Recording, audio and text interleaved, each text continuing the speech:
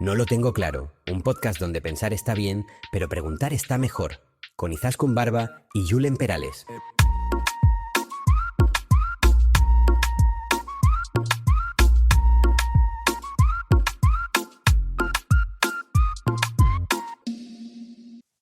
Te toca a ti. Te toca a ti. ¿Qué pasa, preguntones? ¿Qué pasa, preguntonas? Toma energía. Izaskun, ¿Qué? ¿cómo crees que son tus hábitos? Uy, qué buena pregunta. Me gusta mucho hacer deporte. ¿Vale? Sí, pero me gusta mucho el dulce, Julen, te lo Vale, voy a está confesar. muy bueno. Está muy bueno. Sí. Sí, Mira, tú me traes bizcocho cada semana vale. y cuajada. Vale. Estás haciendo que mis hábitos no Vale. sean tan O saludables. sea, soy la única causa de tus malos hábitos, ¿no? Eso es. Vale. O al revés, te esfuerzo a hacer más ejercicio. Eso es. Ponte una nota. ¿De mis hábitos? Sí. Joder, un 10. ¿Un 10 de hábitos? Soy muy competitiva, Julen, ya lo sabes. 10 en flipada, en hábitos no sé. A ver, ponte tú. No, ponme tú. ¿Mis hábitos? Tú tienes un 7. No, que comes mucha verdura, es verdad. Me lo tomo personal. No. Yo creo que yo tengo un 8, diría. ¿Qué te falla? Me falla que me gusta mucho, que es que soy muy vicioso. Me gusta mucho el comer y el dulce y eso me gusta. Sí. Pero bueno, como hábito para ser feliz está muy bien, Sí. ¿no? Es que también, a ver, sin dieta para siempre. Sin dieta para siempre. ¿No? Y bueno, dieta mediterránea que tenemos, ¿no? Y que luego que somos gente activa, ¿no? Sí. Y así. Joder, Yo creo que lo aquí- hacemos bien. Aquí en Navarra, tanto Sí. monte que tenemos. Ya, tío. Sí, yo ¿Te creo que en imaginas, ¿Te general, imaginas que ahora nos digan que lo estamos haciendo todo mal?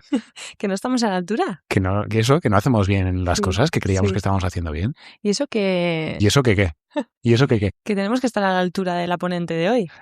Que no es poco. Que no O sea, es poco. bueno, ya veréis lo que se os viene, pero vamos. Ujú. Igual podemos decir de qué vamos a hablar hoy. Hoy vamos a hablar de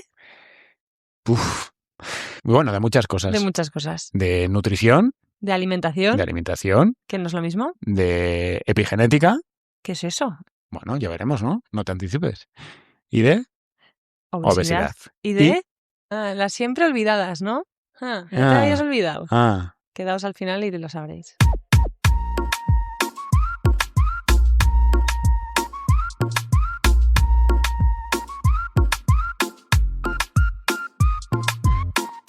tenemos con nosotros a Idoia Lavallengoñi, catedrática de Fisiología y Nutrición en la Universidad Pública de Navarra. Tiene un currículum difícil de resumir, pero podemos decir que su trabajo principal se centra en entender el origen, la prevención y el tratamiento de la obesidad y sus comorbilidades, tratando de conectar la evidencia científica con intervenciones reales en el estilo de vida. Dirige grupos de investigación tanto en la propia UPNA como en el Instituto de Investigación Sanitaria de Navarra. Idoia, bienvenida. Hola, buenos días. Bueno, y yo creo que podemos empezar definiendo para alguien que no tiene ni idea del tema, ¿qué es la fisiología? La fisiología es la ciencia que estudia cómo funcionan los organismos. Si le ponemos el apellido de humana, sería esa ciencia que nos explica cómo funciona la biología del organismo humano, cómo funciona cada uno de los tejidos, de los órganos y cómo se comunican entre ellos. Eso viene a ser de una forma sencilla la explicación de la biología. Está muy relacionado con la anatomía, pero nosotros no entramos a describir cómo es ese órgano. Lo que nos interesa es cómo funciona. Ha mencionado Julen que tu trabajo se centra en el entender el origen, la prevención y el tratamiento de la obesidad. Entonces entiendo que esta fisiología se puede aplicar a la nutrición, ¿verdad? Claro. A ver, nosotros, yo ahora mismo doy clases de fisiología humana en el grado de medicina y en otros grados también. Parte de esa fisiología es la parte de la nutrición. Hay que entender bien qué es nutrición y qué es alimentación. La parte de la nutrición es la que tiene que ver con cómo se absorbe ya un nutriente y cómo se distribuye y se utiliza en el organismo. Así que es fisiología, ¿vale? Mientras que cuando hablamos de alimentación estamos hablando de esos alimentos que existen en nuestro entorno, que van a dar lugar a recetas, a platos, etcétera, y que luego vamos a consumir. Pero una vez que pasa la barrera del organismo, que una vez que estamos en el intestino, para que nos entendamos, estamos hablando ya de nutrición. Así que la nutrición es una parte de la fisiología. Hay otras partes de la fisiología. Se habrá oído hablar de neurociencias, por ejemplo, ¿no? Bueno, pues ellos están trabajando en cómo funciona el sistema nervioso. Nosotros, en el grupo de investigación, damos clases de fisiología y trabajamos específicamente en un apartado que tiene que ver con la nutrición y con enfermedades relacionadas con la nutrición. Una de ellas es la obesidad. A mí me encanta cuando traemos a gente que tiene que ver con ciencias de la salud, porque creo que es un tema sobre el que hay muchísima desinformación y más pues con el tema de redes sociales, que nos llegan un montón de inputs muy cortitos, muy resumidos, y estamos saturados, ¿no? Entonces, en este contexto en el que todo es importante, dormir es importante, los hábitos son importantes, la nutrición es importante, ¿cómo influye la nutrición en nuestra salud, en nuestro día a día? Bueno, sí que es verdad, empezando por el principio, lo que comentaba es que hoy en día nos cuesta mucho hacer llegar mensajes con una cierta evidencia, ¿no?, a la sociedad, porque se recibe muchísima información, no siempre es información contrastada, información veraz o información científica, y en algunos casos incluso puede perjudicar la salud. Y entonces es una preocupación, ¿no? Yo creo que en los últimos 10 años está ocurriendo más que nunca que las sociedades científicas están teniendo que hacer documentos de consenso, de recomendaciones, de posicionamientos que llamamos, para un poco poner en su lugar las cosas, ¿no? Nos ha pasado con las múltiples supuestas intolerancias que tiene todo el mundo, que me voy un poco el tema a veces, vosotros me traéis... Adelante, adelante, pero, además me interesa. Bueno, no sé. Pero pues parece que todo el mundo es intolerante al gluten, por ejemplo, ¿no? O intolerante a la lactosa, y esto a veces son opiniones muy interesadas, porque ahí tenemos una industria agroalimentaria que está generando nuevos productos que son cada día más caros, por ejemplo, ¿no? Y que tienen una forma de llegar a la sociedad que para nosotros es muy difícil, ¿no?, de contrarrestar. Pasa con esto o pasa con supuestas terapias que en ocasiones pueden ser peligrosas, ¿no? Dietas milagro, por ejemplo. La verdad que es muy difícil estar todo el día desmintiendo cosas porque tenemos que trabajar en algún momento, ¿no? Pero sí que es verdad que creo que la mayor parte de las personas que trabajamos en el mundo más académico, en temas de nutrición, intentamos hacer un poco de divulgación de vez en cuando, sobre todo por todo esto, ¿no? Sobre todo por aquello que hace más daño, porque si no hace mucho daño, pues bueno, ¿no? Pero yo, por ejemplo, estuve involucrada una vez en un tema también de intolerancia a los lácteos, que es que se estaba poniendo de moda entre los niños, y esto era muy grave, porque los niños necesitan un consumo de calcio muy importante para crecer sanos, ¿no? Para que ese hueso crezca con una buena densidad, que evite en el futuro la osteoporosis, ¿no? Y entonces, pues se hacía necesario un posicionamiento, ¿no? Y esto va ocurriendo periódicamente, sobre todo en la nutrición, no sé muy bien por qué, ¿no? Pero sí que está ocurriendo. Y luego sí que la nutrición, desde luego, impacta en la salud, no en el sentido negativo solo, quiere decir, las personas que tienen una buena nutrición, pues también tienen muchas menos posibilidades de desarrollar enfermedades relacionadas con la nutrición, que por cierto son todas las crónicas. Quiere decir, tener malos hábitos dietéticos, tener una mala nutrición, pues aumenta el riesgo de malnutrición, tanto por exceso como por defecto, de obesidad o de desnutrición, pero también aumenta el riesgo de desarrollo de enfermedades cardiovasculares, de diabetes o de cáncer. Entonces, todas esas enfermedades que vienen definidas por un pequeño componente genético y un gran componente del entorno están muy relacionadas con la nutrición, con el ejercicio físico y con el sueño. Joder, qué interesante.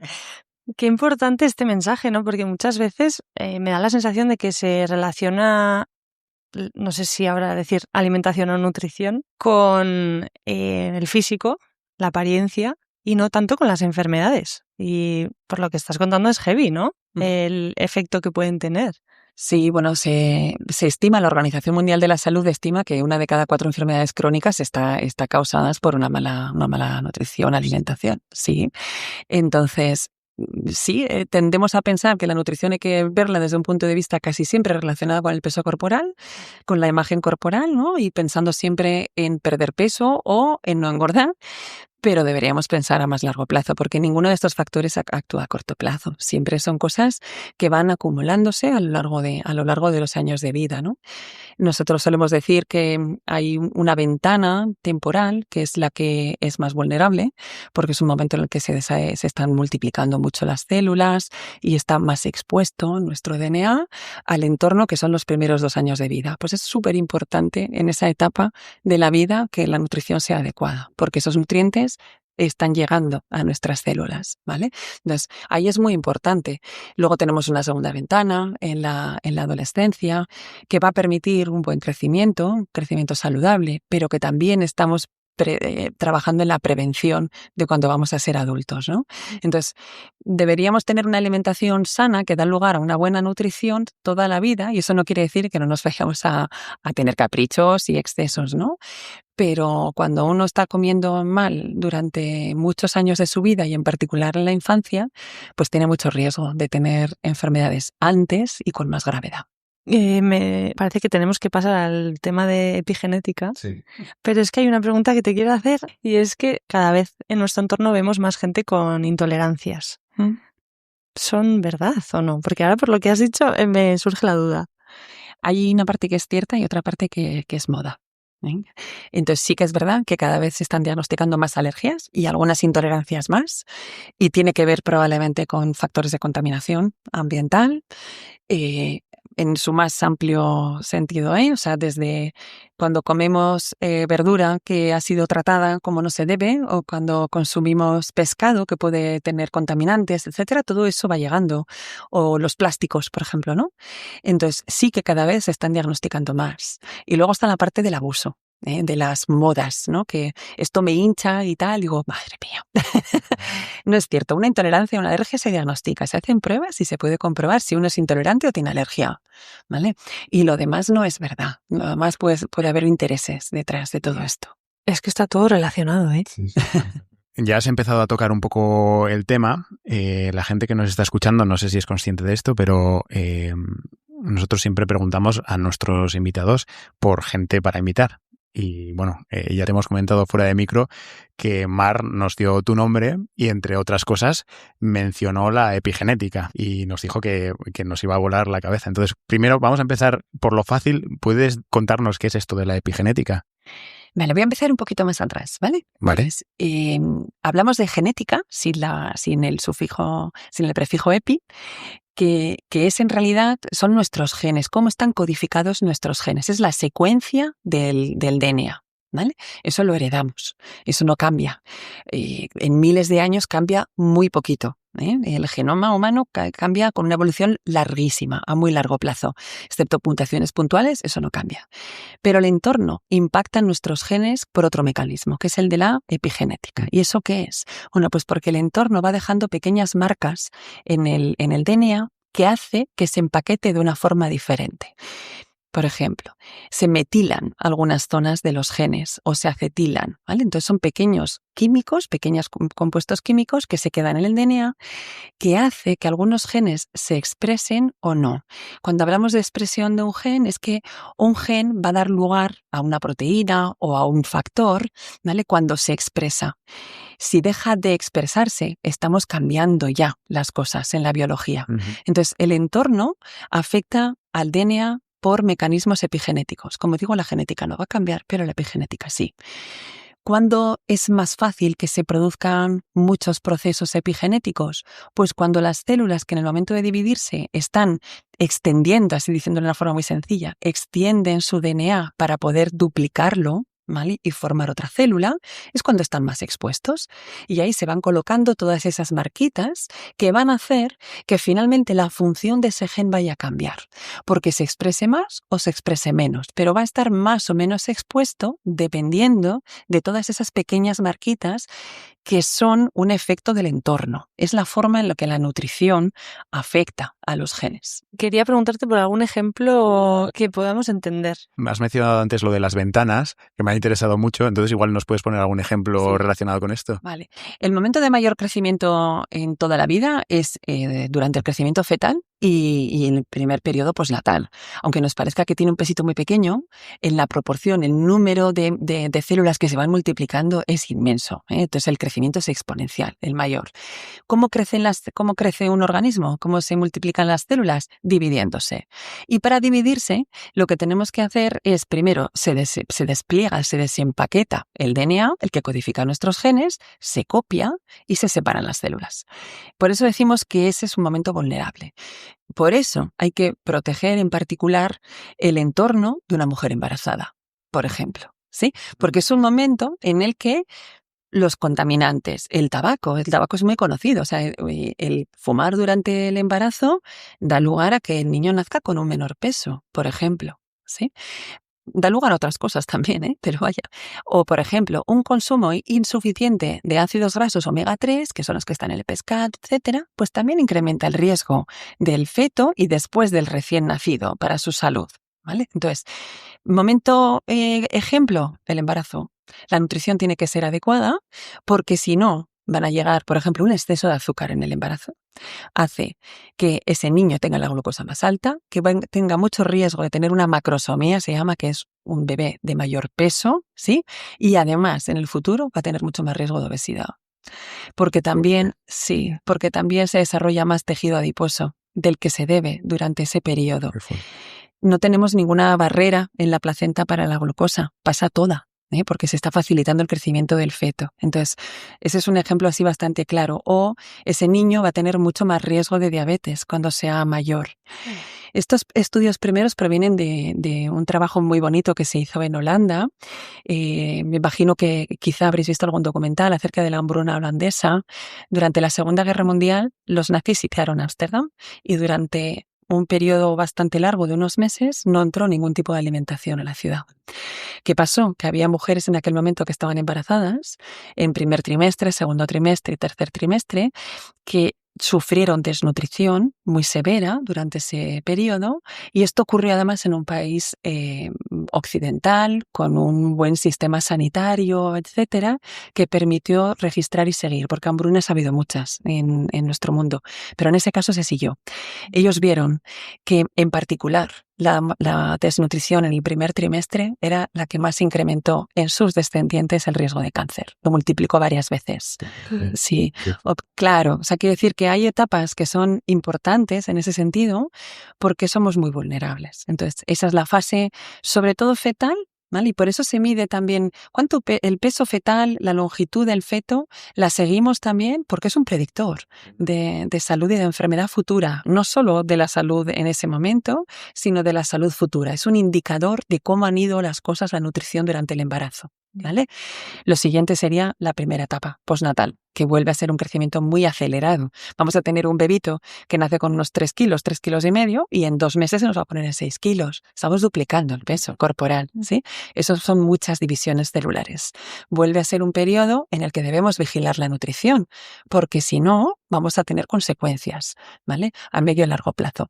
Y eso se explica, al principio no sabíamos por qué era, sabíamos que ocurría. Y en estudios epidemiológicos lo veíamos.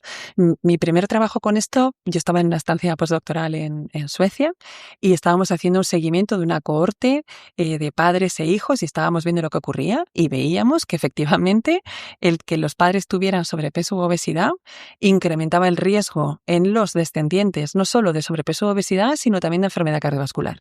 Y hoy en día sabemos que esos son procesos epigenéticos porque es que la epigenética se hereda. Entonces, también esas marcas epigenéticas, si todavía no se entiende bien el mecanismo, aunque la célula vuelva a dividirse y cada vez que se divide desaparecen esas marcas, luego se vuelven a colocar. Y esto va a pasar de una generación a la siguiente.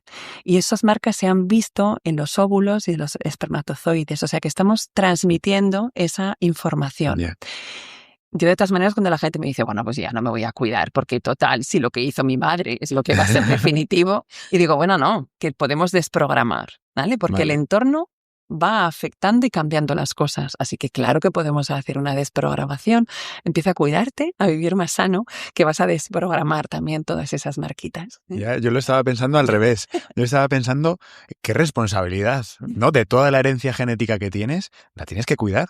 ¿No? O sea, no solo por ti y por tu descendencia, sino por lo que viene también, ¿no? Exactamente, sí. A mí me suele gustar cuando cuento estas cosas, así con diapositivas, suelo sacar también el espermatozoide con sus marcas epigenéticas, porque parece que la responsabilidad de la salud de la siguiente generación esté siempre recayendo en las madres. Y digo, vamos a ver, que es verdad que la nutrición durante el embarazo, pues bueno, es de la madre, ¿no? Pero todo eso se transmite también en el espermatozoide. Claro. A mí me sale pensar en mi madre, que ahora escuchándote, y cuando lo escuche dirá, bueno, yo ya que tengo 65 años, no voy a ser madre otra vez y no estoy en la etapa de la vida en la que las células más se están reproduciendo, ¿no? Pues igual esto no me está afectando tanto. ¿Qué tendrías que decirle a mi madre? Ahora estábamos hablando un poco de la nutrición como un factor del entorno que afecta a la función de los genes, ¿no? Pero la nutrición saludable también te hace sentirte mejor. Quiere decir, tu calidad de vida va a mejorar si tienes una buena alimentación, porque cuando tenemos carencias, porque estamos consumiendo una dieta muy desequilibrada, es que nos sentimos mal, es que estamos cansados, es que esas pequeñas fatigas suelen ser, no llegan a ser deficiencias vitamínicas, pero son casi subdeficiencias que hacen que no nos sintamos bien, ¿no? Entonces, por ejemplo, nosotros insistimos mucho en que la dieta tiene que estar muy apoyada en el mundo vegetal, en las frutas y en las verduras, ¿eh? Entonces, un poco para haceros una representación, está muy bien lo que se llama el plato de Harvard, en el que si yo tengo toda mi alimentación en un plato, la mitad tiene que ser de fruta y verdura. Un poco. ¿Y por qué? Bueno, pues porque justo son esos alimentos que además son los que menos energía nos facilitan, los que tienen una mayor cantidad de micronutrientes, los que tienen una mayor cantidad de vitaminas y de minerales. Y esos son los que activan nuestro metabolismo, porque esas vitaminas actúan como cofactores de enzimas que mueven el metabolismo, que nos ayudan a obtener bien la energía.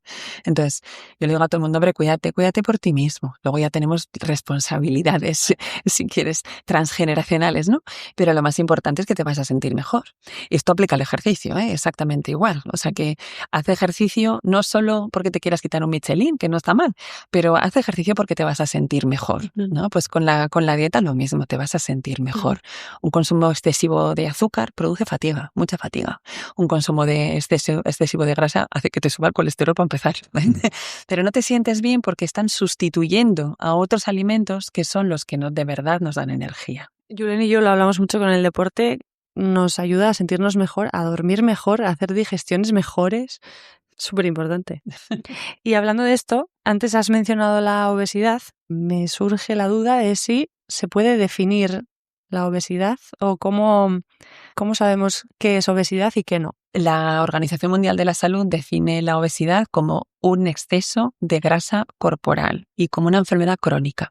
Y a mí me gusta recalcar esto porque las personas que tienen obesidad tienen una enfermedad. O sea, tenemos que dejar de verlos como personas que no se cuidan demasiado. Fíjate, si tuvieras cuidado, como si fuera una responsabilidad única, porque en la obesidad intervienen muchos factores. Intervienen también factores genéticos, muchos factores sociales, educativos, y hay que tratarla porque incrementa la mortalidad y incrementa el riesgo de desarrollar otras enfermedades.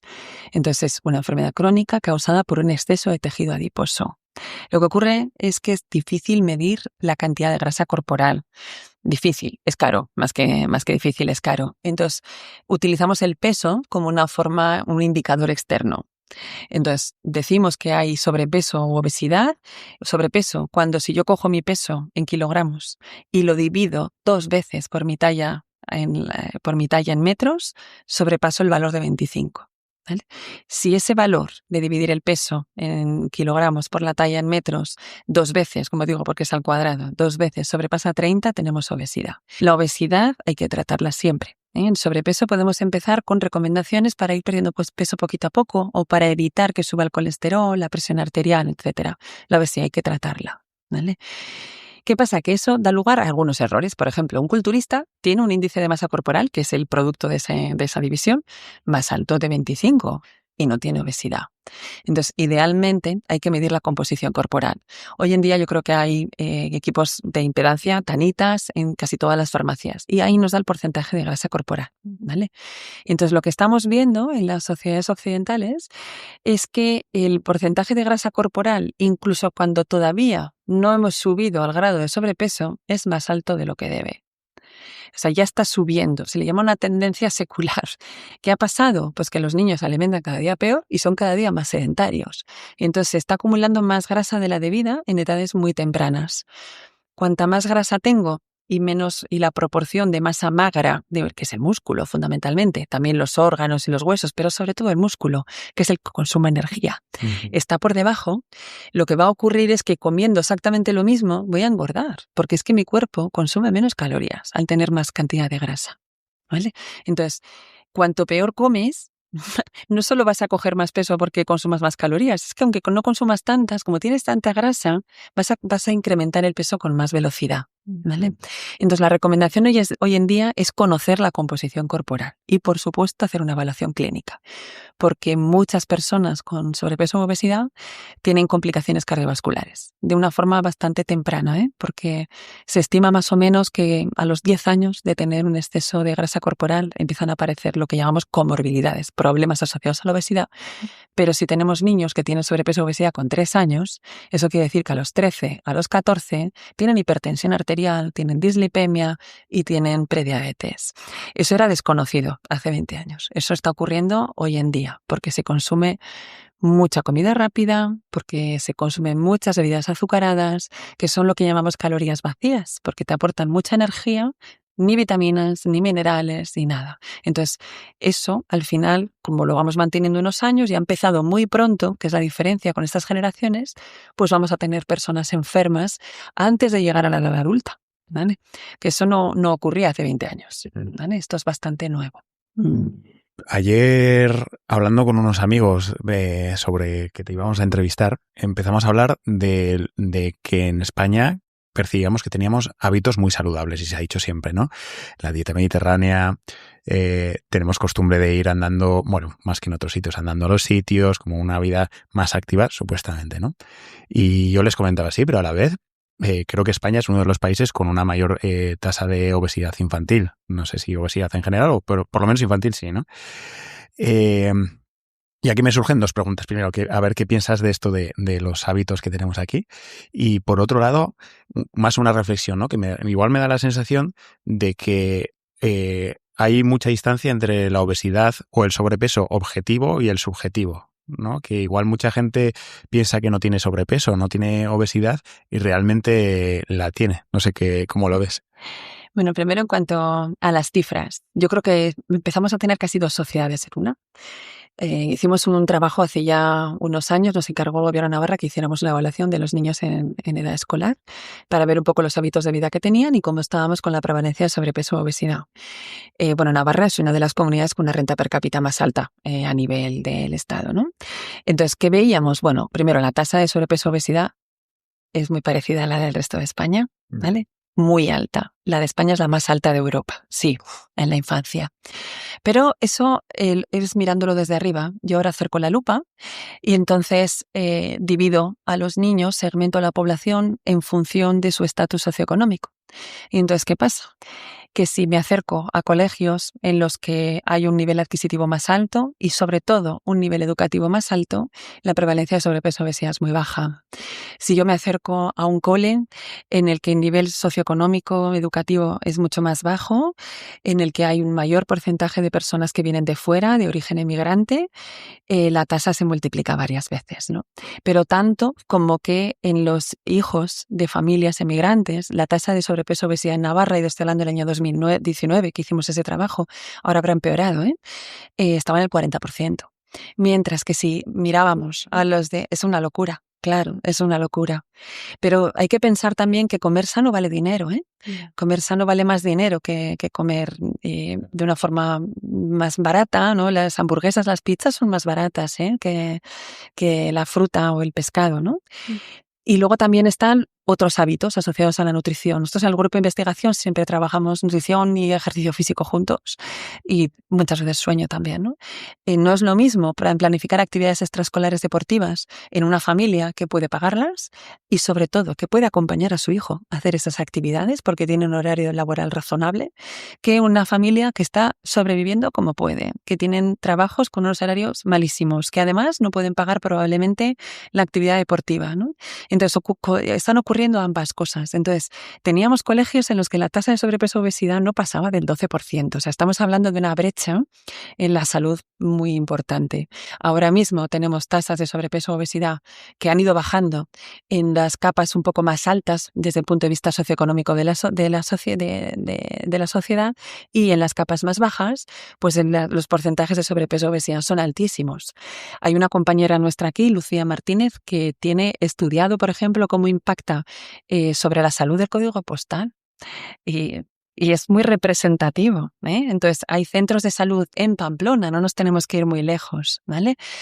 en los que hay una incidencia de diabetes mellitus tipo 2 que está asociada a la obesidad, es una complicación clásica de la obesidad que multiplica 10 veces a la de otro barrio, ¿vale?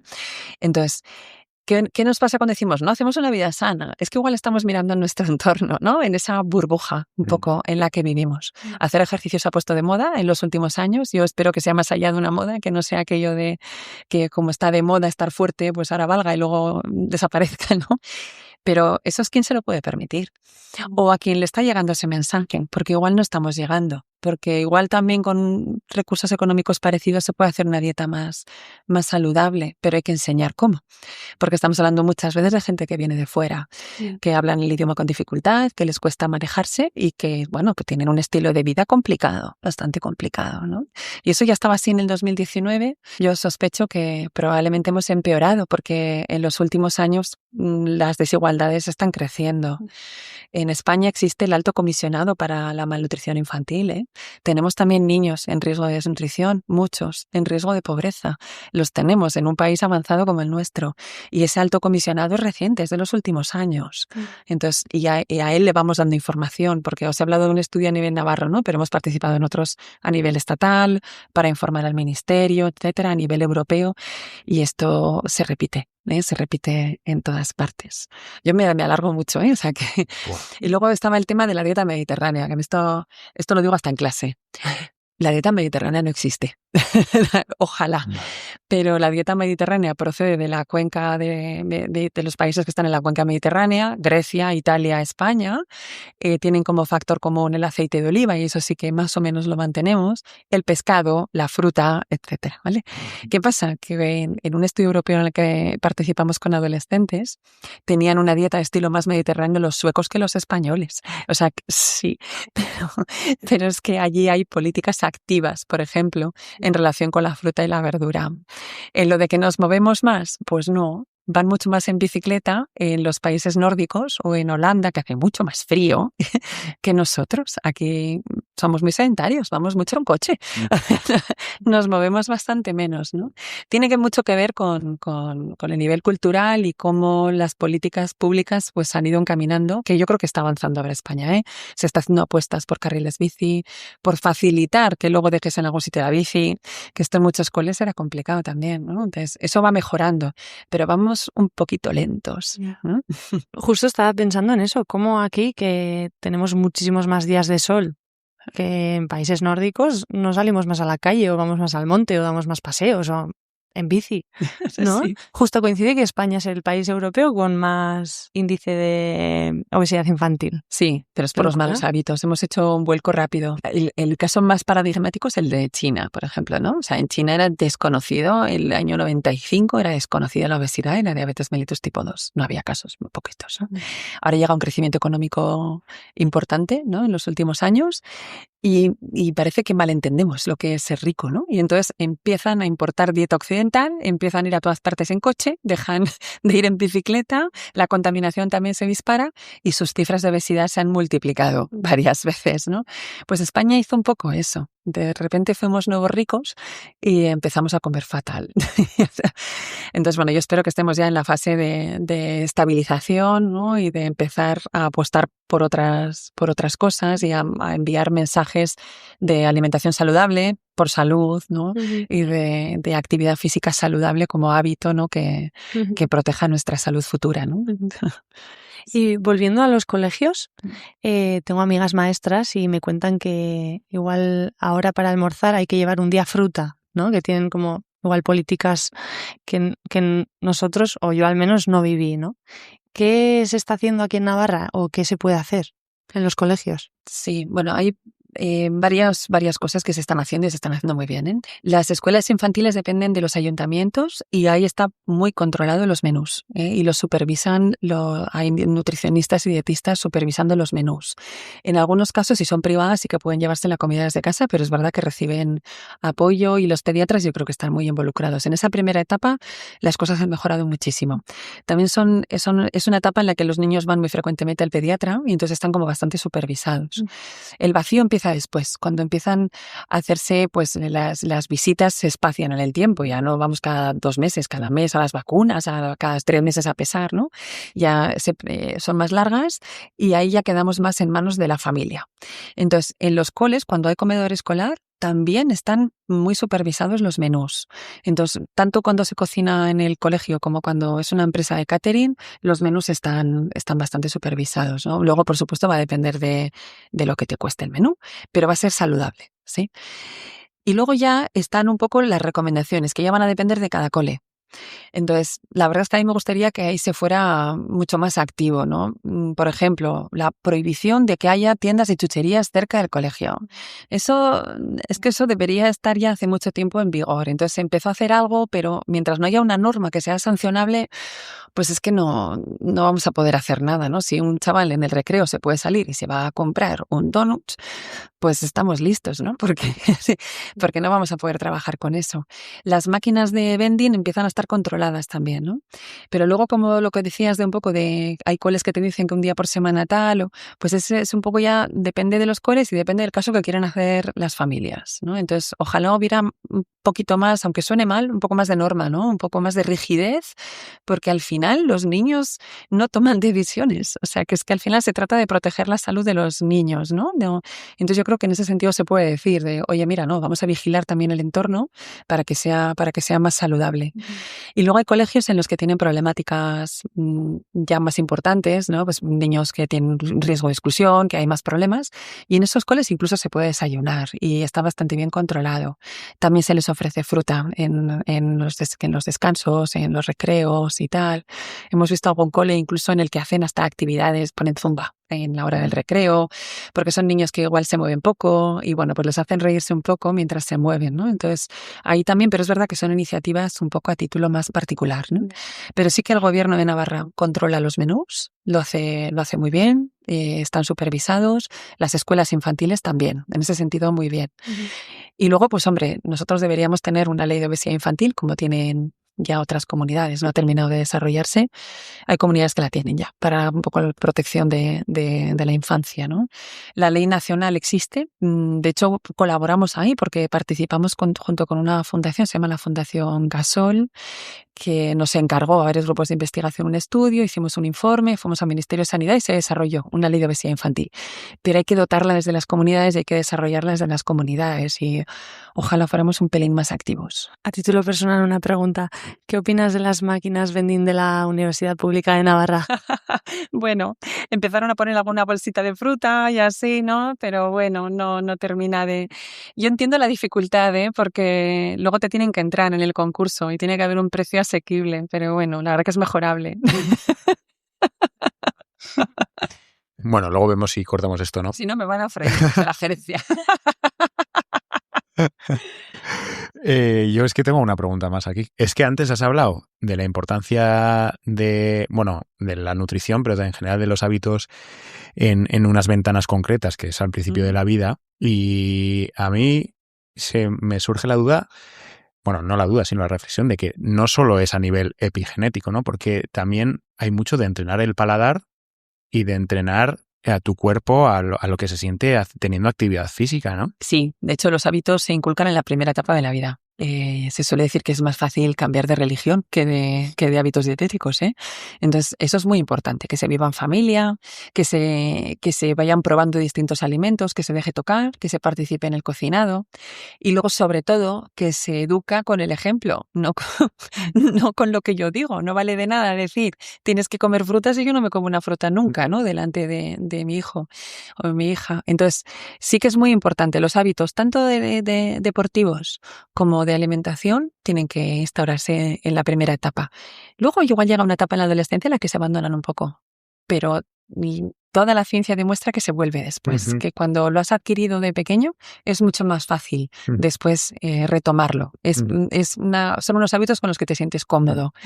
Y luego yo también creo que en el caso del ejercicio, nuestro cuerpo tiene memoria y enseguida es más fácil reentrenarse cuando desde pequeño has hecho ejercicio, ¿no? Has participado en actividades deportivas, has ido al monte, has andado en bicicleta, has hecho miles de cosas, luego igual durante la adolescencia lo has dejado momento, pero el día que vuelves a entrenar te es más fácil, reconoces sensaciones y tu cuerpo... Sobre todo eso, ¿no? Sabes la sensación de sufrimiento, sabes hasta dónde puedes llegar. Sí, Sí. claro que sí. Y no Sí. lo dejas a la primera de cambio porque sabes que, bueno, ya está, son un par de días. Sí. Incluso se disfruta con la sensación de Sí. fatiga, ¿no? Y de... Sí. Exacto. Con eso hay dos hábitos que a mí me encantan que me hayan inculcado con la nutrición y con el ejercicio físico. Uno es la verdura. Me encanta la verdura y sé que es porque siempre he visto comer verdura en mi casa y era verdura de la huerta y tal.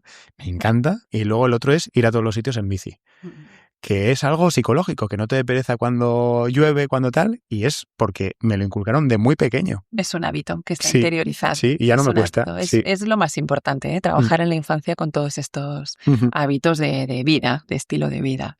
Sí. Es un tema que da para un montón, la verdad. Pero teníamos preparado un último bloque del que también nos gustaría hablar. Hemos hablado mucho de la infancia, pero también queremos rescatar otra época en concreto que viven las mujeres. Menopausia y posmenopausia. Yo no tengo claro cuál es la diferencia. Idoia, ¿nos lo puedes explicar? Ya, la verdad que utilizamos el término indistintamente, pero menopausia es el momento en el que desaparece la regla, ¿vale? Al principio hay una primera etapa de premenopausia, que en la que hay irregularidades en el ciclo menstrual, y luego ya se instaura una menopausia cuando se dice que al menos llevamos 12 meses sin regla, ¿vale? Posmenopausia es toda la etapa de la vida a partir de ese momento, ¿vale? O sea, menopausia 1 año. Sí, bueno, puede ser 1 año, 2 años, pero sí, más o menos, sí. Es verdad que las irregularidades empiezan a manifestarse incluso 4 o 5 años antes, porque poquito a poco lo que va ocurriendo es que va bajando el nivel de estrógenos porque el número de folículos que tenemos produciendo pues va bajando, ¿eh? Entonces, durante unos años las mujeres ya empezamos a notar esos cambios hasta que llega un momento en que nuestra reserva ovárica, que se llama así, ya cesa y los niveles de estrógenos se desploman y desaparece, ya no hay más menstruación. Vale.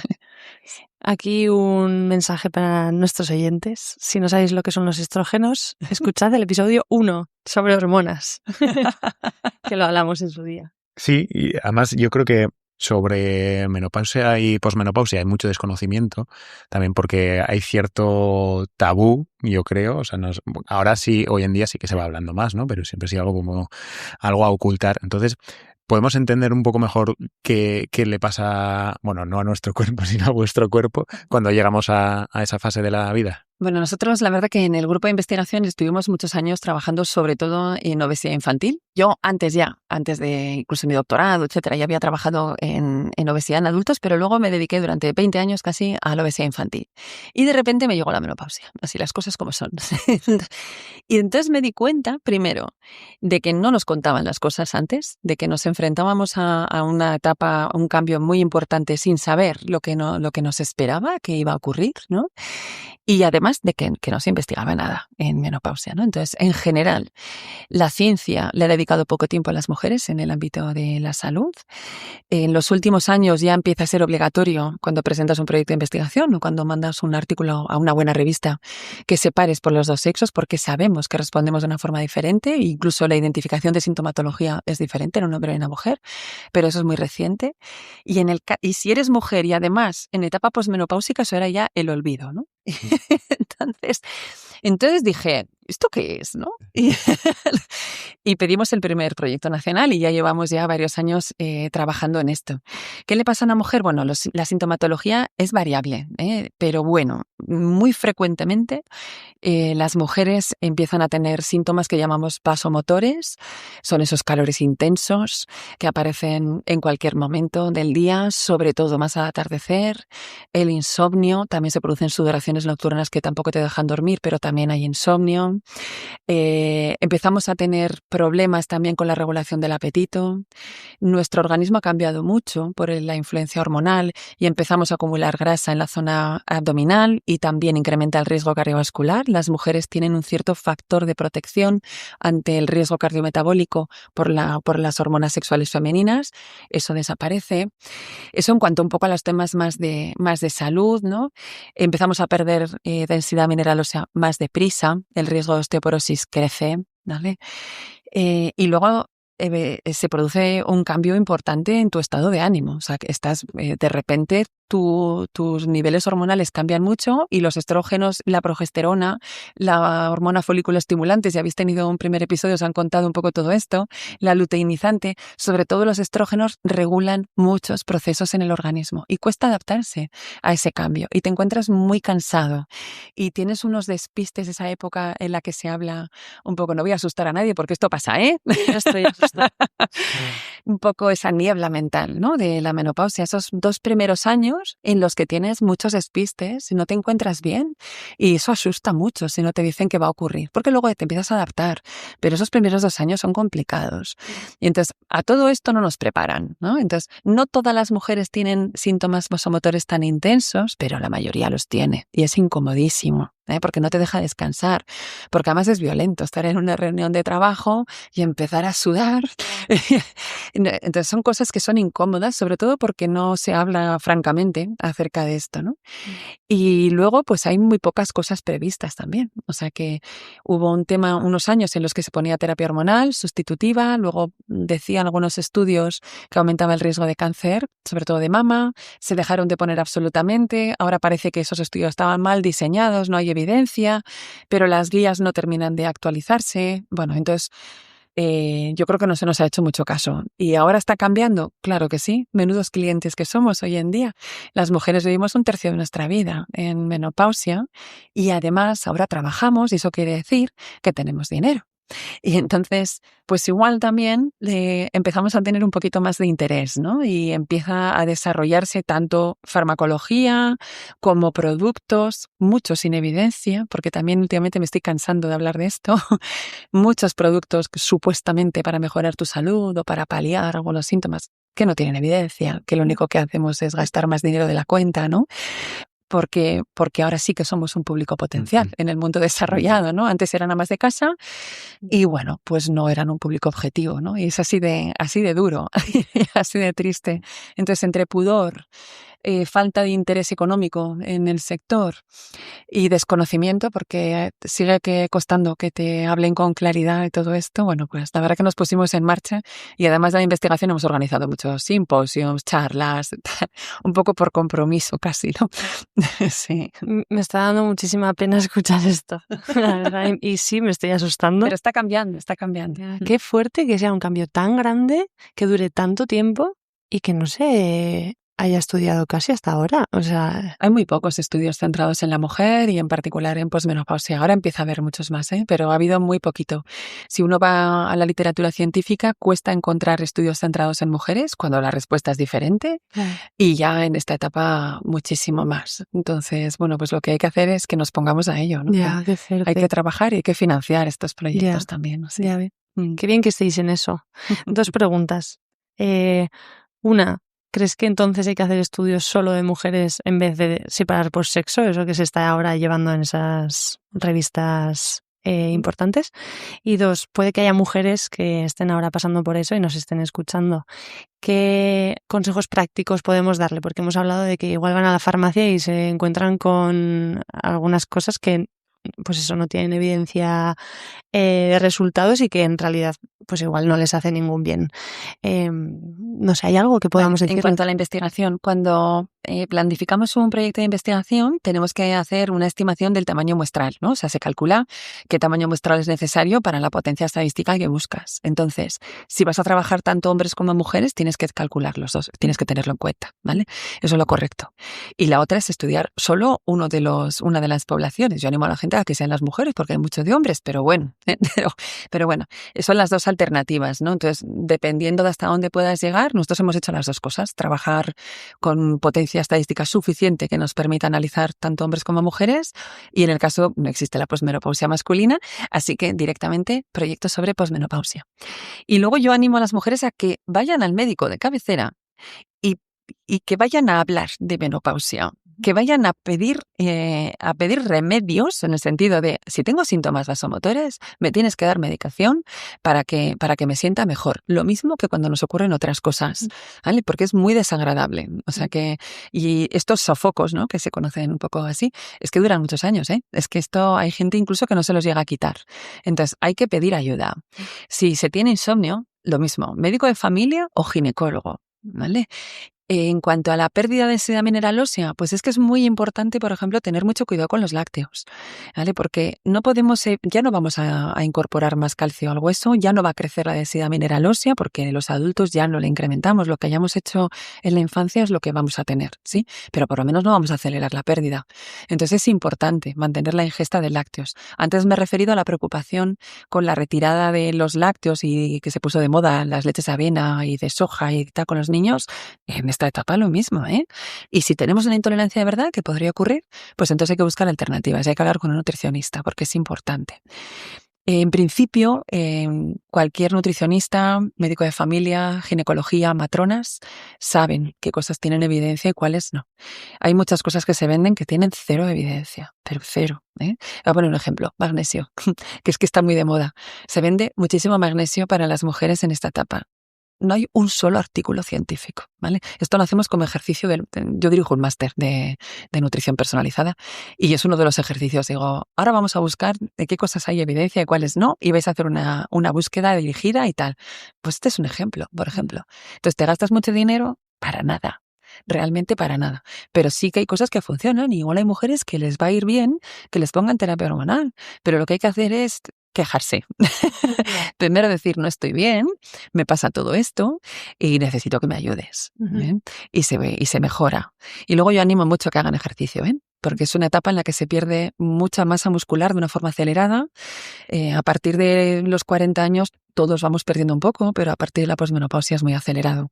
Entonces hay que hacer ejercicio de fuerza para preservar en lo posible la masa muscular, que es la que al final nos va a evitar también pues caídas, nos va a mejorar la calidad de vida, vamos a tener autonomía, ¿no? Vamos a evitar esa sarcopenia, ¿vale? Pues nada, Idoia, un placer, qué gusto escucharte. He aprendido un montón. Son temas además, claro, que nos tocan tan de cerca que está súper guay poder escuchar a alguien que sabe tanto. Bueno, no sé si sé tanto, sé de lo que sé, de otras cosas no. Pero bueno, un placer haber estado aquí. La verdad es que si conseguimos hacer llegar mensajes fáciles a la gente, pues mejor que mejor. Además es que son justo temas que es muy importante que le llegue a la gente y de medios de los que se puedan fiar y como esto que hemos hablado de la posmenopausia, que se atrevan a tener conversaciones y que el proceso de conocimiento sea colectivo también. Eso me parece muy importante. Mira, un último apunte. Luego, si queréis, lo cortáis, ¿no? A mí me ha dado mucha pena que en todos los simposios, charlas, coloquios, jornadas que hemos organizado, no había un solo hombre.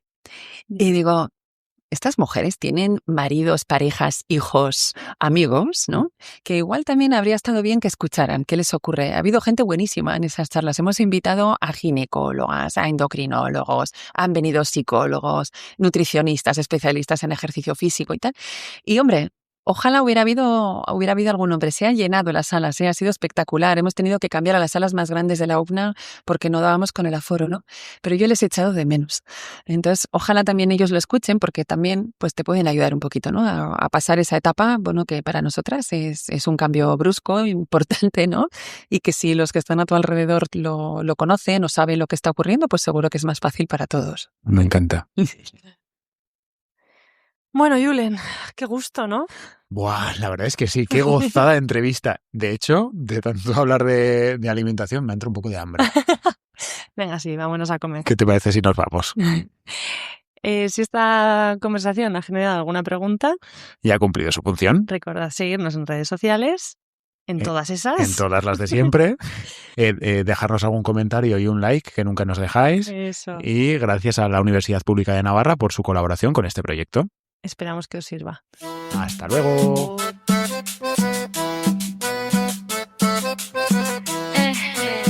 No lo tengo claro, pero lo bailo igual.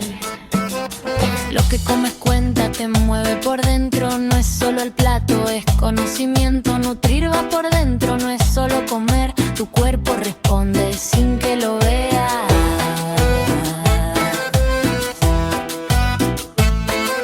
En redes te venden 1000 soluciones, dietas, milagros sin explicaciones. Si algo te hincha, no es siempre verdad. Menos moda y filtro, más comprobar. Dormir, moverte, comer de verdad. Poco ruido y más claridad. Preguntona, súbelo ya. No todo es solo voluntad. Cuerpo, entorno,